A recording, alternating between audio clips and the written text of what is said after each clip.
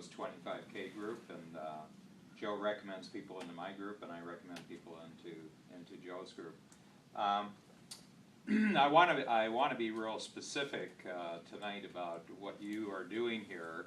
And first of all, I just want to point out something fairly significant, that I'm watching you sitting here tonight. You come here to learn, and you're doing it at nighttime. It's past 5 o'clock. Most people don't work past 5 o'clock, and here you are tonight. And I was thinking of the contrast between you and the people occupying Wall Street and occupying Oakland, and they're bitching about somebody just loaned them $200,000 for an education, and they're really pissed off that somebody loaned them $200,000, but somebody's not giving them a lifetime job now. And it sort of brings it home to me that you're here because you want to create a future of your own, and you want to use your skills and use technology and you know, use your ambition to actually create a future for yourself. And I think really, I mean, the program that Joe and Dean have put together is about marketing, but really what it's really about is creating the kind of future that you would really like to have for yourself. And it just happens to be that if you aren't born with a lot of capital, and you're not born with a lot of advantages, and you're not born with a lot of privileges, there's only one vehicle that can allow you to actually create the future that you want, and that's actually marketing. And marketing is the great equalizer on the planet. Doesn't matter where you came from, doesn't matter what your background is. Marketing allows you to equalize the playing field. Right. Okay. And the thing about it, marketing is a multiplier. But then the other aspect about the multiplier is if you can get together with a group of like-minded people, because each of you is going to come at this from a different direction. Each of you has a past that's different. Each of you has unique abilities that are very different. How you organize your thoughts, how you present your thoughts, how you capture the attention of someone out in the marketplace. And you can sit here and already just from your sharing, I know there's people who are going to want to come and talk to you how you did it, and who's Phil Tyrone anyway, you know, and how did you line it up. So immediately just by you sharing, there's probably a lot of people who already have different ideas about you know, how they're going to approach their thing.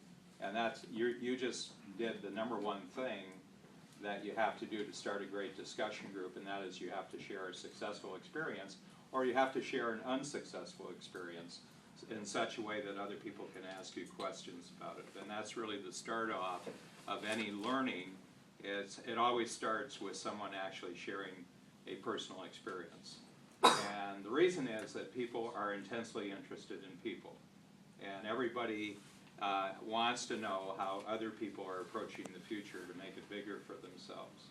So I've been in discussion groups of one kind or another probably for the last 45 years. And I have to tell you a little story. So I went to a college. The only reason I graduated from college is because I went to a very special college. I'm a Ohio farm boy,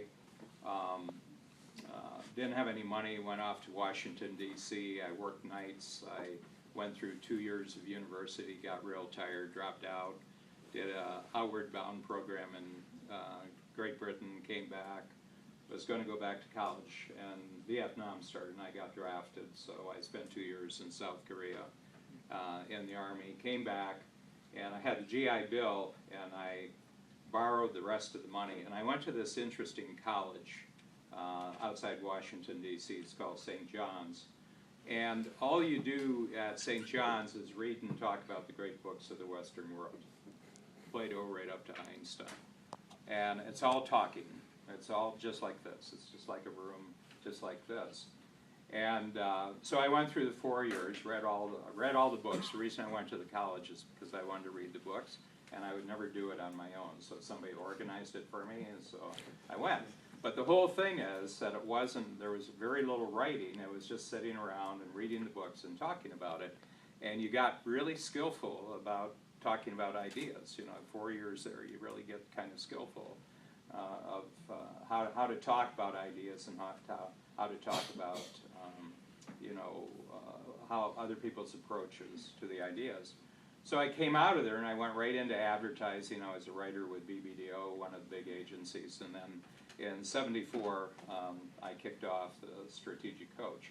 And ever since then, this college has been hitting me up for money. And their pitch is that because they've given me this invaluable gift, that for the rest of my life I'm indebted to them for the 4 years that I borrowed the equivalent of $60,000 to go to, and that I should be in their debt. And I was trying to think, is there a set of thoughts that I could have right now that would free me up from them? And so I began thinking, what did I really get out of St. John's? So I read all the books, and then it came to me that they had a trick at St. John's, that they had actually created a structure around how you talk about the great books. And it consists of 5 parts. And the first one is, to have a great discussion, you have to have great ideas. You can't have a great discussion about lousy ideas.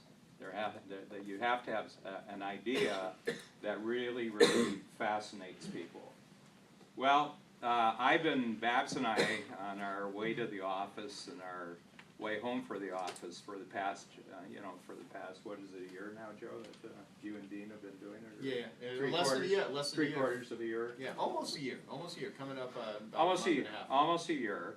And we just sit there, we're driving to the office, we're driving back, and we're listening to I Love Marketing.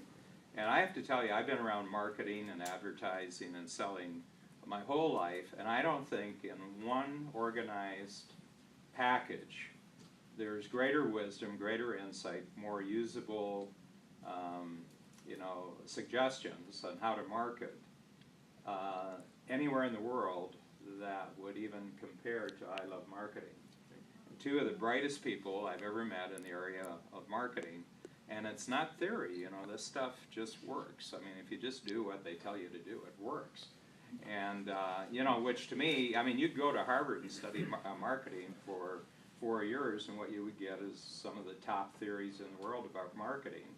Or you could listen to I Love Marketing, and you actually, you can skip the tuition. You can skip the tuition. This is just the greatest marketing stuff in the world.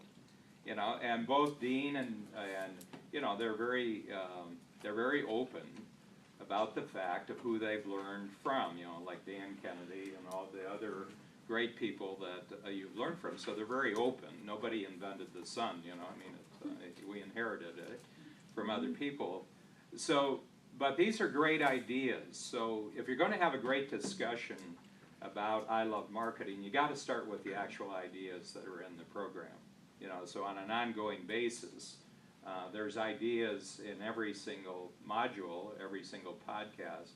But what they've done is that they've actually summed it up there. And this is a phenomenal structure that Dean and Joe have actually created. And there's another structure that goes along with this. And if you think of a matrix, so there's one side of the matrix that has the 8 profit activators coming down the side. And there's another matrix that goes across the top, and that's before, during, and after. So basically you've got the equivalent of 24 ideas. Okay, you've got each of the 8 things before, each of the 8 things during, and each of the 8 things, because each of these, so right off the bat, you've got the potential for 24 great ideas to actually talk about. And the other thing that you really, really need to do is that before you come into a group, people really have to be informed. And that is that you shouldn't really let anybody into a discussion group on I Love Marketing unless they have special dispensation, like the people in the back of the room, unless they've actually listened to the stuff. Because unless they've listened to the stuff, then they're not informed, and they're going to want to make up for their lack of knowledge by talking.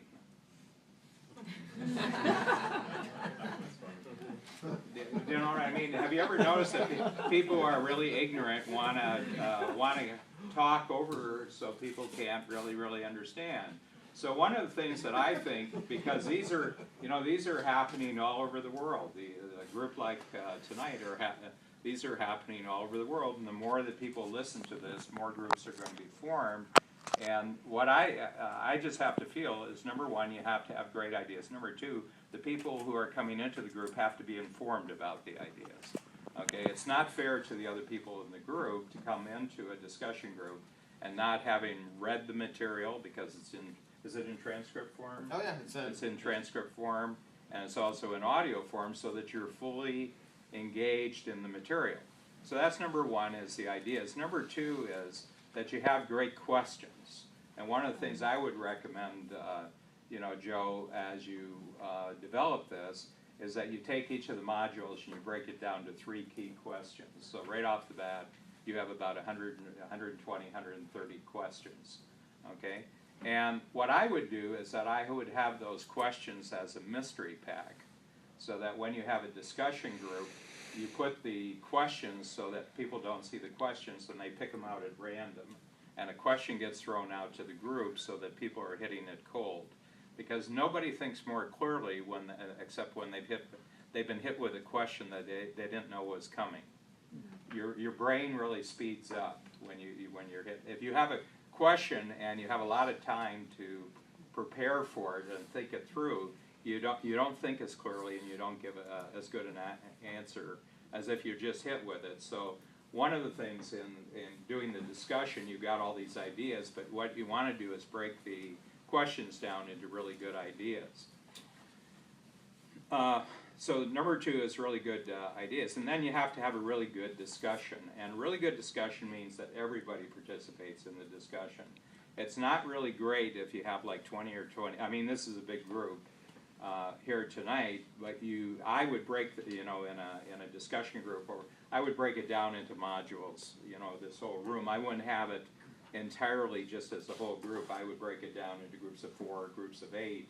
And then everybody gets a chance to talk, and everybody gets a chance to talk about the experience, talk about the questions, what the question means to you, what's your answer to the question, and then you're able to generate a lot of excitement. And then maybe if you broke this room down into what do we have, 40 people here tonight? How many are here? I think about 45. 45. So break it down to 6, 7 groups, and then everybody gets up and they sort of talk about what their group came up with. The big thing here, and what we're discovering, the secret to the universe on the planet, on this planet right here, because we now have the electronic communication capabilities to do that. The key to human progress is distributed intelligence. And what distributed intelligence is everybody's intelligent about something. Everybody's uniquely creative about something. And the more intelligence you can get involved in a discussion, the better. Babs and I have a discussion group in Toronto that we've been running. It'll be 10 years, in about 3 months it'll be 10 years. And these are about 20 of my strategic coach clients. And we have this really neat process, and this is how it works, is that throughout the quarter, up to a particular date, all our clients are looking online, they're reading newspapers, they're reading magazines.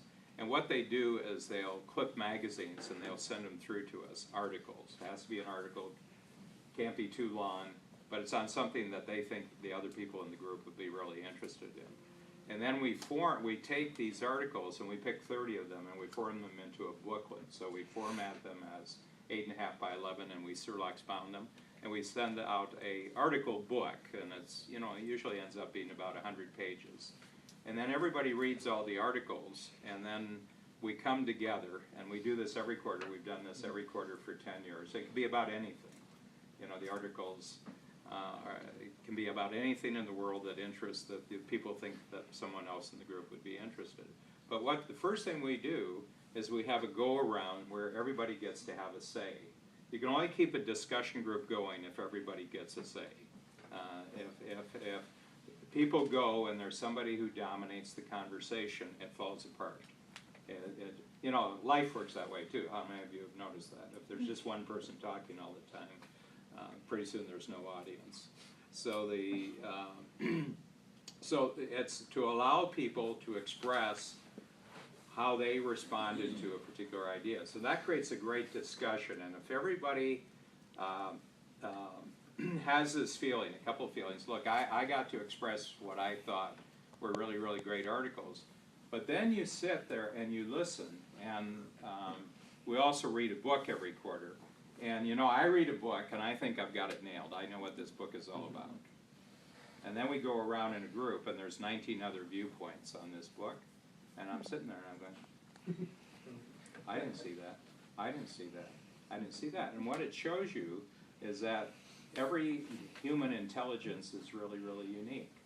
And they have a totally different take on things.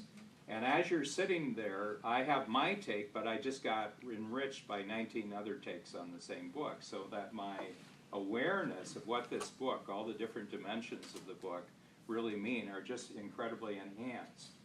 Okay, Joe does this because Joe is a phenomenal networker, so Joe's brain is always being informed by about 50 or 60 other genius intelligences in the world. He's always asking, always talking. And from a standpoint of really learning a subject like marketing, what you're doing, nobody's the expert on this, I have to tell you. I've got a saying in my, Joe always calls me the most intelligent person in the world that he knows, but Joe just hasn't met very many people. But, well, in the area that I like, which is entrepreneurial intelligence, yeah, you would be right up there. But I have a rule. I don't want to be the smartest person in the room. I just want to be in a room where everybody's getting smarter.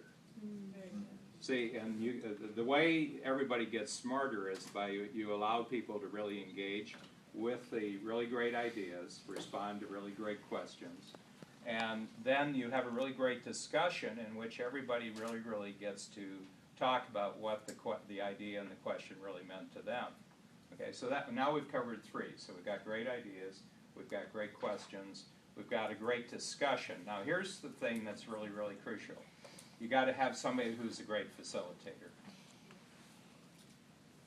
There has to be a leader. You can't just have a discussion and expect that